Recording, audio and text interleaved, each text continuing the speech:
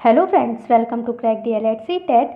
आज इस वीडियो में हम लोग डीएलएड प्रथम सेमेस्टर के एसएसटी के कुछ मोस्ट इम्पॉर्टेंट अति लघु उत्तरीय प्रश्नों के बारे में बात करेंगे, जो कि आने वाले एग्जाम में आप लोगों को हेल्पफुल होंगे। तो चलिए देखते हैं आज का पहला क्वेश्चन। आज का पहला क्वेश्चन है, भूमध्य रेखा किसे कहते हैं। तो यहाँ पे आपको बताना है कि भूमध्य रेखा किसे कहते हैं। तो पृथ्वी को ध्रुवों में विभक्त करने वाली रेखा को भूमध्य रेखा कहते हैं। तो ये ग्लोब का एक प्रतिरूप है, जो कि ये बीच से एक 0 डिग्री रेखा जाती है, जिसको भूमध्य रेखा या 0 डिग्री रेखा कहते हैं।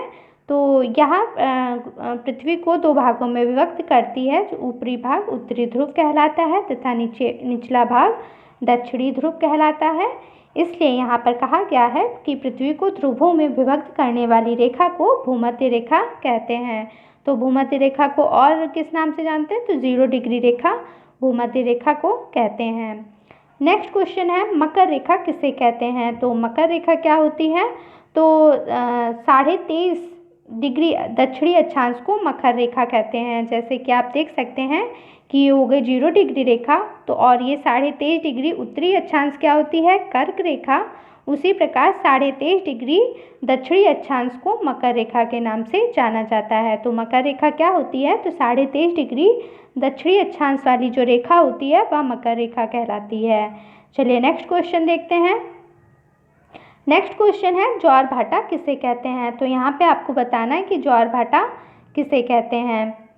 तो देख लेते हैं इसका उत्तर। ज्वार भाटा क्या होता है, जैसे कि आप देख सकते हैं कि प्रीवियस ईयर में पूछा गया क्वेश्चन है, तो यह आपके एग्जाम के लिए इम्पोर्टेंट हो सकता है। तो चलिए देखते हैं इसका उत्तर। ज्वार भाटा वह विशिष्ट क्रिया है जिसमें सूर्य व चंद्रमा की गुरुत्वाकर्षण शक्ति के प्रभाव से प्रतिदिन समुद्र तल ऊपर उठता है एवं नीचे गिरता है। तो ज्वार भाटा क्या है, यह एक विशिष्ट प्रक्रिया है जिसमें सूर्य और चंद्रमा की जो गुरुत्वाकर्षण शक्ति के कारण समुद्र का जो तल है, कह सकते हैं पानी है, वो प्रतिदिन ऊपर उठता है और नीचे गिरता है। तो जो पानी के ऊपर उठने की क्रिया होती है तो उसको ज्वार कहते हैं, और नीचे गिरने की क्रिया को भाटा कहते हैं। तो ज्वार भाटा क्या है होता है, तो सूर्य और चंद्रमा की गुरुत्वाकर्षण शक्तियों के कारण समुद्र तल का ऊपर उठना और नीचे गिरना ज्वार भाटा कहलाता है। प्रायः जल के ऊपर उठने की क्रिया ज्वार कहलाता है और जल के नीचे गिरने की प्रक्रिया भाटा के अंतर्गत आती है। नेक्स्ट क्वेश्चन देखते हैं, भारत में कौन से 2 द्वीप समूह हैं। तो भारत में कौन से 2 द्वीप समूह पाए जाते हैं, ये भी प्रीवियस ईयर में पूछा गया क्वेश्चन है। तो इसका उत्तर देख लेते हैं, लक्षद्वीप समूह और अंडमान एवं निकोबार द्वीप समूह। तो ये एक जो द्वीप हैं जो भारत में पाए जाते हैं, लक्षद्वीप और अंडमान एवं निकोबार द्वीप समूह, ये दोनों आपके केंद्र शासित प्रदेश के अंतर्गत भी आते हैं। नेक्स्ट क्वेश्चन है, फसल पकने और काटने के अवसर पर देश में मनाए जाने वाले त्योहारों के नाम लिखिए। तो प्रायः अलग अलग राज्यों में फसल काटने पर अलग अलग त्यौहार मनाए जाते हैं। तो भारत में कुछ त्यौहार मनाए जाते हैं जो कि फसल कटने के पश्चात मनाए जाते हैं अलग अलग राज्यों में। तो देख लेते हैं कि कौन कौन से त्यौहार मनाए जाते हैं। वैशाखी, मकर संक्रांति, पोंगल, लोहड़ी, होली, कुछ प्रकार के ये इस प्रकार के त्यौहार हैं जो कि फसल के कटने के उत्सव के रूप में इन त्योहारों को मनाया जाता है। चलिए नेक्स्ट क्वेश्चन देखते हैं। यहाँ पे नेक्स्ट क्वेश्चन है, निम्नलिखित केंद्र शासित क्षेत्रों की राजधानी के नाम लिखिए। तो कुछ केंद्र शासित प्रदेश दे रखे हैं और उनके राजधानी बतानी है। तो केंद्र शासित प्रदेश है लक्षद्वीप और दूसरा है दादर एवं नगर क्षेत्र। तो लक्षद्वीप की राजधानी क्या होती है, कवरत्ती, और दादर और नगर क्षेत्र की क्या होती है, सिलवासा। तो ये भी क्वेश्चन आपके लिए इम्पोर्टेंट हो जाता है। चलिए नेक्स्ट क्वेश्चन देखते हैं। नेक्स्ट क्वेश्चन है, पठार और पर्वत में अंतर बताइए। तो यहाँ पे आपको पठार और पर्वत में अंतर बताना है। तो चलिए देख लेते हैं इसका उत्तर। पठार, तो पठार क्या होते हैं, पठारों की रचना या तो पृथ्वी की भूगर्भिक हलचलों के कारण समतल भूभाग के ऊपर उठ जाने से होती है अथवा उनके आसपास के भूभाग के नीचे धस जाने से होती है। तो कह सकते हैं कि जैसे पृथ्वी की भूगर्भिक हलचल कुछ हुई, तो यहाँ पे कोई भाग था तो या तो नीचे का भाग धंस गया जिससे यह बीच वाला भाग उठा हुआ प्रतीत होगा, या तो नीचे बीच वाला भाग धंस जाएगा और आसपास के भाग उठ जाएंगे। तो इस प्रकार से पठारों का निर्माण होता है। पठारों के उद्भव के साथ ही परिवर्तनकारी बाह्य शक्तियाँ इनकी काट-छाँट प्रारंभ कर देती हैं, जिससे कालांतर के पठारों के रूप में परिवर्तन हो जाता है।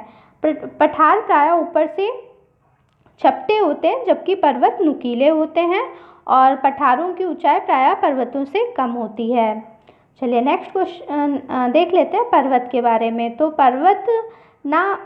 पर्वत उस श्रेणी अथवा उच्च स्थान को कहते हैं। तो पर्वत क्या होता है? पर्वत उस श्रेणी या उच्च स्थान को कहते हैं जिसके ढाल तीव्र हों। तो प्रायः पर्वत किस प्रकार के होते हैं? कुछ इस प्रकार के नुकीले पर्वत होते हैं जिनकी ढाल जो होती है वो तीव्र होती है तथा अपने समीपवर्ती क्षेत्र से इतने अधिक ऊंचे हों, कम से कम 300 मीटर तक की व दूर से ही स्पष्ट रूप से दिखाई दे सकें और उनका शिखर क्षेत्र पठार के विपरीत संकुचित हो। अर्थात पठार का शिखर जो होता है वो फैला होता है, उसी प्रकार उसके विपरीत पर्वत का जो ऊपर का शिखर क्षेत्र होता है वह संकुचित अर्थात कुछ नुकीला दिखाई देता है। अब आप लोग पठार और पर्वत के अंतर को समझ गए होंगे। चलिए नेक्स्ट क्वेश्चन देखते हैं।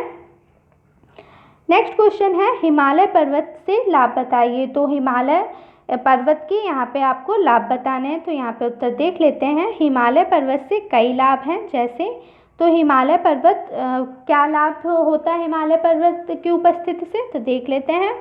पहला पॉइंट है हिमालय पर्वत भारत के उत्तर में पश्चिम से पूर्व दिशा तक एक पहरेदार के रूप में स्थित है।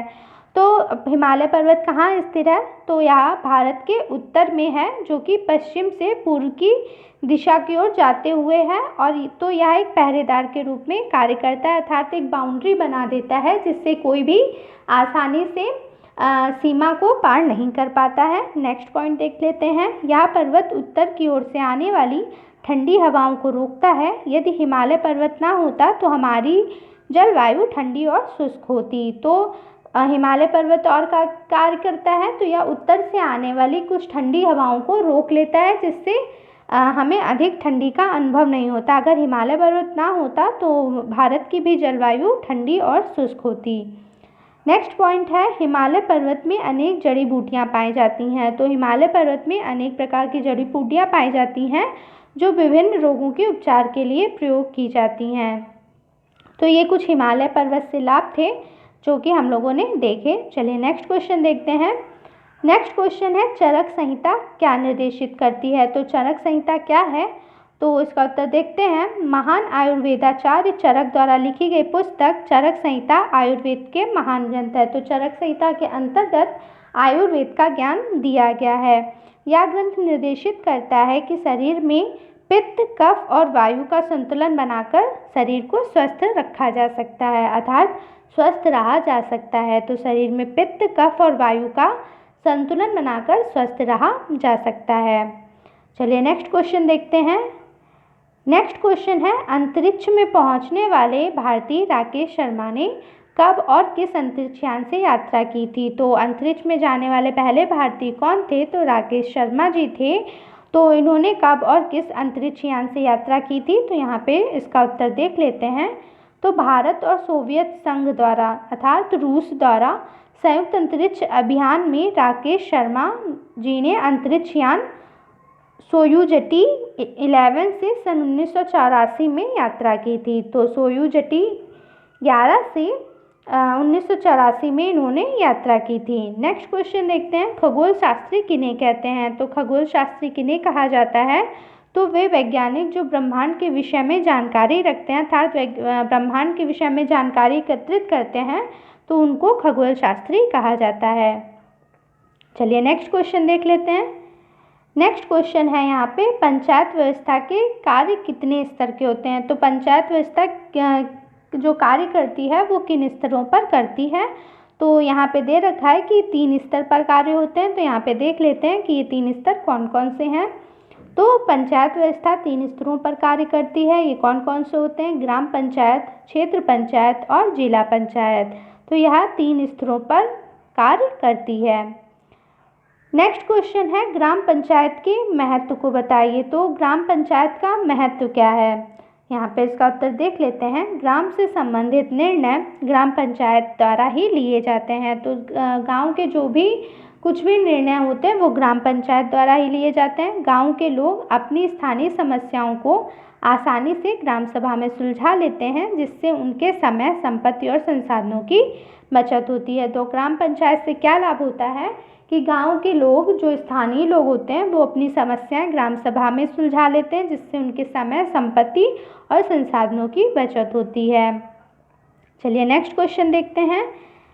नेक्स्ट क्वेश्चन है नगर पंचायत कितने वर्षों के लिए बनाई जाती है। जिस तरह ग्राम स्तर पर, गांव स्तर पर ग्राम पंचायतें बनाई जाती हैं, उसी प्रकार नगर स्तर पर नगर पंचायत बनाई जाती है। तो यह नगर पंचायत कितने वर्षों के लिए बनाई जाती है, तो नगर पंचायत का कार्यकाल 5 वर्ष का होता है। ग्राम पंचायत का कार्यकाल भी 5 वर्ष का होता है। नेक्स्ट क्वेश्चन है नगर निगम के अध्यक्ष का पद नाम क्या होता है। तो जो नगर निगम के अध्यक्ष होते हैं तो उनको और किस नाम से बुलाया जाता है, तो नगर निगम के अध्यक्ष को महापौर या मेयर के नाम से बुलाया जाता है, महापौर या मेयर के नाम से। चलिए नेक्स्ट क्वेश्चन देखते हैं। नेक्स्ट क्वेश्चन है यातायात के अंतर्गत बाएं मुड़ने का संकेत बनाइए। यह प्रीवियस ईयर में पूछा गया क्वेश्चन है, तो यहाँ पे देख लेते हैं। यातायात के अंतर्गत बाएं मुड़ने का यहाँ पे आपको संकेत बनाना है। तो आप ऐसे किसी बॉक्स में इस तरीके से एरो बना के बाएं मुड़ने का संकेत दर्शा सकते हैं। नेक्स्ट क्वेश्चन देखते हैं यातायात के 2 नियम बताइए। तो यहाँ पे आपको यातायात के 2 नियम बताने हैं, जो कि आप देख सकते हैं ये भी प्रीवियस ईयर में पूछा गया क्वेश्चन है। तो आज सड़कों पर भारी यातायात है, हर व्यक्ति जल्दी में है, आए दिन हृदय विदारक दुर्घटनाएं होती हैं, इसलिए शांति से ध्यानपूर्वक यातायात के नियमों का पालन करते हुए चलना बहुत आवश्यक है। यहाँ पे नियम बताने से पूर्व आपको ये नियम किस लिए होने चाहिए इसके बारे में भी लिखना चाहिए, जिससे कि आपको अच्छे नंबर मिल सकते हैं। तो यहाँ पे कुछ इसी तरीके से नियम बताने से पहले कुछ बातें बताई गई हैं कि सड़कों पर भारी भीड़ होती है, दुर्घटनाएं होती रहती हैं, इस वजह से ये नियम बनाए जाते हैं और इनका पालन करना बहुत आवश्यक है। तो यहाँ पे नियम देख लेते हैं। सड़क के बाईं ओर चलना चाहिए और सड़क तभी पार करें जब हर बत्ती हरी हो जाए। तो आप यहाँ पे कुछ भी, कोई भी नियम जो आपको अच्छे लगे वो यहाँ पे आप बता सकते हैं। नेक्स्ट क्वेश्चन है यातायात से संबंधित निम्नलिखित संकेत बनाइए या कह सकते हैं बताइए। तो यहाँ पे विद्यालय जाने के लिए आपको संकेत दिखाना था और वाहन ना खड़ा करें। तो विद्यालय जाने के लिए आप एक बॉक्स में एक लड़का बना सकते हैं कि वो विद्यालय जा रहा है, और वाहन ना खड़ा करने के लिए आपको एक गोले के अंदर यहाँ पे इस तरीके से नो पार्किंग लिखना होगा। तो ये आप संकेत दिखा सकते हैं। चलिए नेक्स्ट क्वेश्चन देखते हैं। नेक्स्ट क्वेश्चन है दीवार में टंगे हुए मानचित्र में ऊपर और नीचे की दिशाओं के नाम लिखे। तो जैसा कि आपको पता ही होगा कि ऊपर की दिशा उत्तर की दिशा होती है और नीचे की दिशा दक्षिण की दिशा होती है। तो इस प्रकार अगर कोई मानचित्र दीवार पर टंगा हुआ है तो उसके ऊपर की दिशा उत्तर की दिशा होगी और नीचे की दिशा दक्षिण की दिशा होगी। तो यही वो आपको बताना था कि ऊपर की दिशा उत्तर होती है और नीचे की दिशा दक्षिण होती है। चलिए नेक्स्ट क्वेश्चन देख लेते हैं। नेक्स्ट क्वेश्चन है मानचित्रण करते समय निम्नलिखित को प्रदर्शित करने के लिए उनके संकेत बनाइए। तो मानचित्र अगर आप फिल कर रहे हैं तो आपको अगर पोस्ट ऑफिस फिल करना है तो वहाँ पे आप PO लिख सकते हैं। पोस्ट ऑफिस पूरा ना लिख के उसकी शॉर्ट फॉर्म PO लिख सकते हैं। उसी प्रकार पोस्ट एंड टेलीग्राम ऑफिस, तो इसका भी शॉर्ट फॉर्म PTO लिख सकते हैं, पोस्ट एंड टेलीग्राम ऑफिस। और पुलिस स्टेशन का दर्शाने के लिए आप उसको PS, पुलिस स्टेशन पूरा ना लिख के PS दर्शा सकते हैं। आज के वीडियो में इतने ही क्वेश्चन। होपफुली वीडियो अच्छा लगा होगा। वीडियो अच्छा लगा हो तो वीडियो को लाइक कीजिएगा, शेयर कीजिएगा, चैनल को सब्सक्राइब कीजिएगा। मिलते हैं नेक्स्ट वीडियो में। Thanks for watching.